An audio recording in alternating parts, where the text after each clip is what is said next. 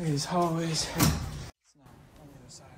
Just look at what has happened to the largest hotel in Rochester with the best view of the Genesee River. The top rooms are just trashed. The old Riverside Hotel sits on prime property downtown. It's been shuttered since the start of the COVID-19 pandemic. But people are still getting in, and they're trashing parts of it. And now the city is starting to find the owners. Chief investigative reporter Berkeley Breen is live on the river with the best view of the hotel. Burke, what do you see? And I see a whole bunch of smashed windows from the old conference room level here behind me along the riverside, and then way up on the top level rooms, windows smashed up there. So that tells me it had to happen from the inside, and then I found people who went inside. I'm gonna take you guys inside. This video was from last December, shot by two urban explorers. We made it in the first entrance on the first floor.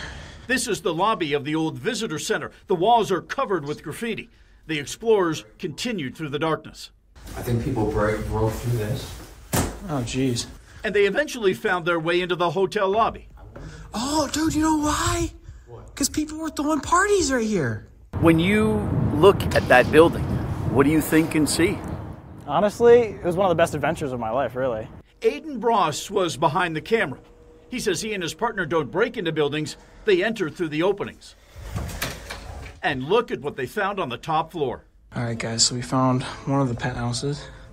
This place is pretty destroyed, though. People have definitely had some fun over here. Jeez, dude. Well, it's definitely sad to see what's happened to the place now, how many people have gone in there and just destroyed it. The Riverside Hotel was home to the city's St. Patrick's Day Festival and conferences with a direct link to the convention center. It was once the site for a new performing arts center. And this was the pool in 2018. This is the pool now. And there was an arson 2 years ago. So I think what you see in that video highlights the risks that come along with properties being vacant. Michael Burns is the Rochester deputy mayor. He says the city has a good relationship with the owners. Have they filed any construction plans, development plans that you're aware of? We await that day with great optimism. Good evening, everyone, and welcome. In December 2021, Rochester City Council voted 9-0 to approve $13 million in COVID American Rescue Plan money to renovate the second floor of the hotel, the floor connected to the convention center. That work has not been done. The city says they pulled the money and put it back into the pot. So they didn't get that money. It went somewhere else. Yes, but make no mistake, there is no better way to secure a building and have a property well managed than to have people inside with vibrant activity for whatever the legal purpose of such a structure may be. When my team had gone in there, everything was perfect. Like, it was untouched, pristine, and now it's just destroyed. And that's sad, but I hope there is a plan to redevelop it.